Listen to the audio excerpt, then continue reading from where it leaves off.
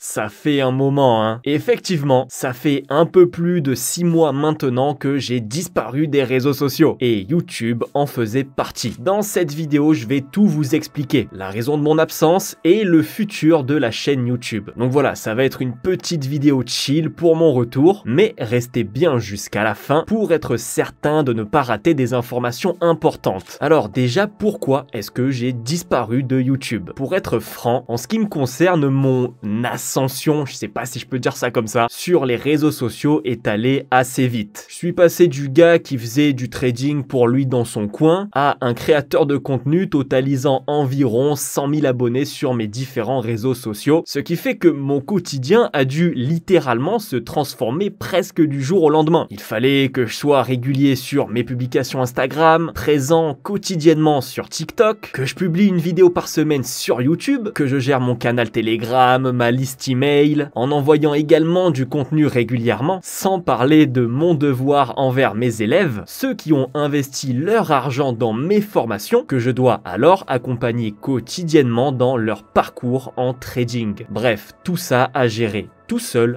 en plus de mon trading. Alors loin de moi l'idée de me plaindre, attention, j'ai choisi cette situation, elle ne m'a pas été imposée. Il y a peut-être même des gens parmi vous qui se lèvent tous les matins à 6 h pour aller faire un travail pénible jusqu'à 18 h, donc je sais bien que je suis quand même un privilégié. Mais force est de constater que de faire tout ce que je vous ai dit juste avant au quotidien, c'est quand même mentalement, pas physiquement, mais mentalement très fatigant. Parce que, je le répète, je faisais tout, absolument tout seul. Que ce soit l'écriture des scripts de vidéos YouTube, le montage, la gestion de mon groupe d'élèves, au board de mes formations, il n'y a que moi. J'ai pas d'associé pour m'aider, pas de modérateur, rien. Donc c'est quand même du travail. Et en fait, ça m'a mis une pression dingue. C'est-à-dire qu'il fallait absolument que chaque semaine, j'ai une idée originale de vidéo YouTube, que je tourne la vidéo, que je fasse son montage, qu'en même temps, je néglige pas Instagram durant la semaine, que je trouve également d'autres idées de vidéos pour TikTok, Instagram, que je les tourne aussi, le montage, etc. Le truc, c'est que faire ça pendant les 4, 5, 6 premiers mois, ça va. Pourquoi? Parce que c'est tout nouveau pour vous et que vous avez des tas de choses à partager. Mais au bout d'un moment, sur un thème aussi niché que le trading, vous pouvez avoir vite fait le tour. Donc, vous commencez à galérer à trouver des idées de vidéos qui sont à la fois intéressantes, originales, sympas à regarder et que vous n'avez pas déjà faites. Si je prends des youtubeurs comme Squeezie par exemple, qui est la référence,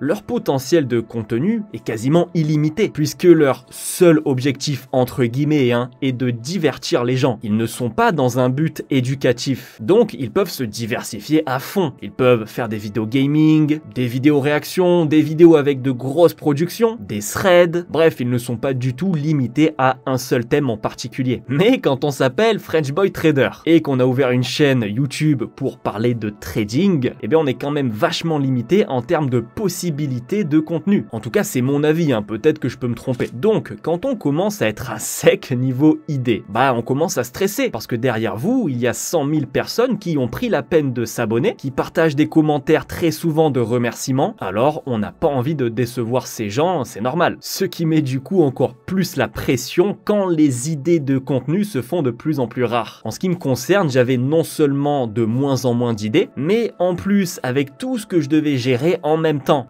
pas non plus trop de temps pour moi pour me poser et réfléchir. Donc je suis arrivé à un point où je me suis dit stop, là tu dois prendre du temps pour toi, reposer ton cerveau qui n'a pas cessé d'être stimulé même la nuit, réfléchis à ce que tu veux vraiment faire et si tu choisis de revenir, reviens 100 fois plus fort et pour de bon. Alors j'ai tout mis en pause, absolument tout. J'ai même arrêté de trader pendant 6 mois. Je me suis mis au golf, je suis sorti, je me suis bien reposé et ça m'a fait un bien fou. Après, on va dire 4 mois passés en mode retraité, j'ai décidé de revenir. Mais à une seule condition, ne plus jamais avoir à stresser pour ce qui est de mon activité sur les réseaux sociaux. Alors ce que j'ai fait, certains vont peut-être croire que je suis timbré, c'est que j'ai tourné, fait le montage et programmé 1 an de vidéos YouTube. À l'heure où je vous parle, j'ai terminé le tournage et le montage de plus de 50 vidéos pour YouTube. Elles sont déjà toutes programmées pour sortir à intervalles d'1 par semaine semaine pendant l'année 2024. Comme ça, maintenant, vous êtes au courant. Tous les dimanches à 19h30, vous aurez une nouvelle vidéo à regarder sur la chaîne. J'ai même pu ajouter quelque chose d'assez sympa, c'est qu'à la fin de chaque vidéo, vous aurez la bande-annonce de celle qui sortira le dimanche d'après. Je trouve ça assez stylé, surtout que je crois pas que ce soit très répandu chez les créateurs de contenu. Pourquoi est-ce que j'ai fait ça? Je pense que vous l'avez compris, c'est simplement pour avoir 12 mois de vidéos d'avance. C'est-à-dire que je vais continuer à tourner des vidéos pour YouTube chaque semaine, mais si jamais j'ai un trou, plus d'idées, ou tout simplement pas le temps pendant une semaine ou deux, ou même pendant 8 mois, ce qui est beaucoup quand même, je sais que c'est pas grave puisque j'ai un an de vidéos déjà programmées à l'avance. Donc de cette manière, au moins YouTube c'est plié, on n'en parle plus. En plus, YouTube c'est le plus gros du travail. Donc j'ai beaucoup plus d'énergie à investir ensuite sur mes autres réseaux sociaux, auprès de mes élèves et pour moi, que ce soit pour ma vie perso ou mon propre trading. Il est même très fortement probable qu'au moment où vous voyez cette vidéo, j'ai déjà tourné plusieurs dizaines de vidéos courtes au format vertical pour en avoir là aussi d'avance pour TikTok, Instagram, YouTube Short, etc. Vraiment, je voulais qu'à revenir sur les réseaux sociaux, ce soit un plaisir plutôt qu'une corvée. Et je pense ne pas trop mal m'être débrouillé pour le moment. Maintenant, avant de vous parler de l'avenir de la chaîne, je voudrais quand même remercier tous ceux qui m'ont soutenu, qui m'ont envoyé des messages super gentils. Ça m'a vraiment fait plaisir parce que quand on crée des vidéos, le plus gros retour qu'on a, c'est le nombre de vues. C'est-à-dire que comparé au nombre de personnes qui voient votre vidéo, le taux de commentaires et de retours que vous avez est genre 50 ou 100 fois plus petit. Et quand on fait partie des petits youtubeurs comme moi, cet écart il se fait encore plus ressentir puisque vous faites genre en moyenne 1000 vues par vidéo, c'est-à-dire que 1000 personnes ont visionné votre travail, mais vous avez peut-être que 5 ou 10 commentaires pour vous booster et vous motiver à continuer. Et attention, encore une fois, je me plains pas, je dis absolument pas ça pour gratter des likes ou des commentaires en plus. Vraiment, j'ai juste envie de vous faire comprendre que ça peut être dur quand on fournit tout ce travail à côté de tout ce qu'on doit gérer et d'avoir peu de retours à l'arrivée. Quand on fait 100 000 vues par vidéo et qu'on a déjà des milliers de commentaires, forcément, ça donne plus la pêche. Même si proportionnellement à quelqu'un qui a fait 1000 vues, le ratio est le même. Donc tout ça pour vous dire que produire du contenu le plus sympa possible, ça demande quand même pas mal de temps et de travail. Alors quand on est pour le moment un petit youtubeur et qu'on reçoit pas énormément de retours, qu'il soit bon ou mauvais, c'est pas la question. Si en plus de ça vous galérez pour trouver des idées, faire les montages, etc., moralement, c'est quand même pas facile, je suis honnête. Donc je remercie énormément ceux qui prennent un tout petit peu de leur temps pour lâcher ne serait-ce qu'un petit commentaire, qui m'envoient des messages sur Instagram. C'est vraiment vous qui faites que tout ça continue. Mais vraiment, je veux pas que mes propos soient pris comme ceux d'un pleurnichard, en plus c'est pas du tout mon genre, qui n'a pas de commentaires pour en attirer plus, vraiment pas. Je vous dis ça déjà pour vous expliquer pourquoi mentalement j'ai dû faire une pause, et pour remercier tous ceux qui prennent la peine de donner de la valeur à mon travail. Après, si vous likez pas, si vous commentez pas, je vous en veux absolument pas. Moi non plus, je like pas toutes les vidéos que je regarde. J'ai pas que ça à faire non plus. Mais c'était simplement pour vous dire que quand déjà vous commencez à être en galère d'idées de contenu, que vous avez plus le temps de rien avec tout ce que vous devez gérer en même temps, si en plus vous avez très peu de retours sur ce que vous arrivez à partager malgré tous les efforts que vous faites,